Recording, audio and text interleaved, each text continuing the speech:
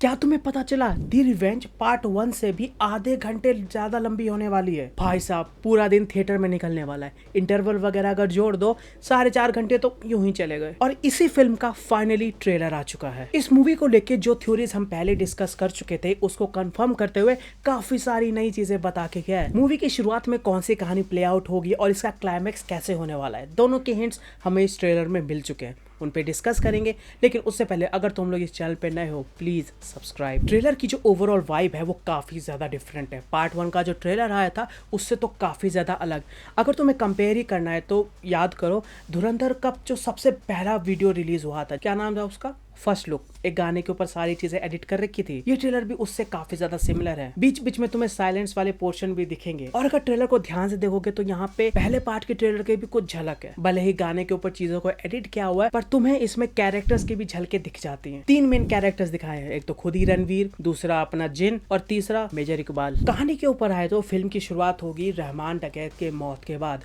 वहाँ पे अब लियारी में क्या हो रहा है, अब एक सिंहासन खाली हो चुका है, उस पर कौन कौन कब्जा करने के लिए हमला करेगा। इस वाले पोर्शन से शुरुआत जरूर होगी पर जो पहली मेन कहानी होगी, सबसे पहला आर्क, वो होगा अरशद पप्पू की मौत, जिसकी झलक इस ट्रेलर में कई बार दिखा दी गई है। और यहीं पे हमें उस बैर देखने को मिलेगा। उस बंदे की इस ट्रेलर में जितनी भी झलक है ये इसी पहले पोर्शन की है। ये वाला आर्क जब फिल्म का खत्म होगा तब जाके धुरंधर दी रिवेंज का असली स्टोरी चालू होगी, जो कि आगे जाके खत्म होगी मेजर इकबाल के मृत्यु से। इसके बाद हमें ट्रेलर फिर से हिंट करता है कि असल में ये मूवी किस चीज के ऊपर होने वाली है। एक तो रिवेंज पे और दूसरी रणवीर सिंह के ट्रांसफॉर्मेशन पे।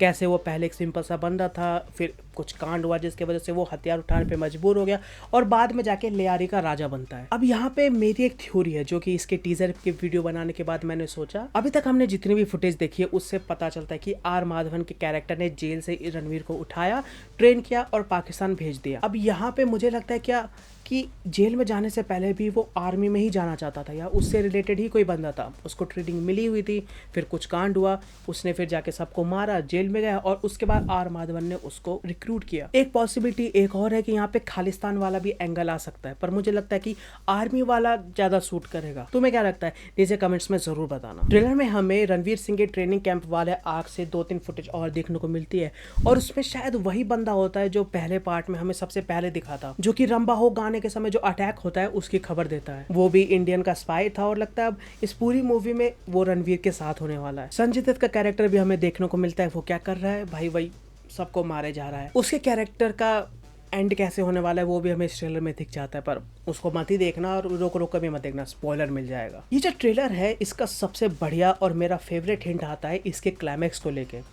मेजर इकबाल के साथ रणवीर की लड़ाई होगी कैसे। अगर हम इस ट्रेलर की फुटेज की माने तो रणवीर पाकिस्तानी आर्मी के साथ मिलके मेजर इकबाल के उस मस्जिद पे हमला करेगा जहाँ पे वो जो 2 भाई थे जिन्होंने नोटबंदी वाला कांड किया था उसमें से भी एक हमें दिख रहा है। ये बहुत ही इंटरेस्टिंग एंगल होगा और ये सेंस भी बना रहा है। जब अरशद पप्पू मारा जाएगा उसके बाद रणवीर का कैरेक्टर लियारी की पॉलिटिक्स में और ऊपर आएगा।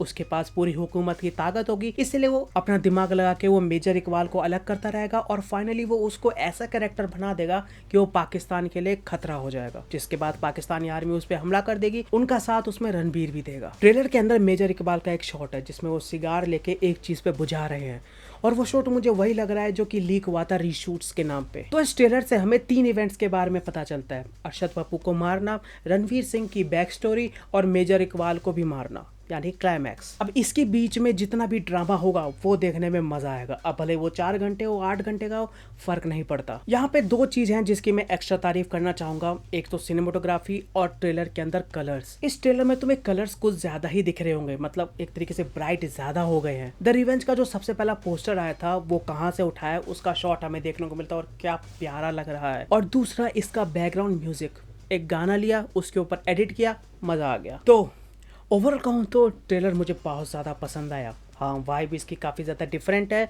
जो फर्स्ट लुक था उससे काफ़ी ज़्यादा मिलती है, लेकिन मेरा मत ये है कि इसकी ज़रूरत थी ही नहीं। अगर वो डायरेक्ट पिक्चर भी लाते तब भी वो ब्लॉकबस्टर ही होती, लेकिन इस ट्रेलर से एक एश्योरेंस मिल जाता है कि मूवी बढ़िया होने वाली है।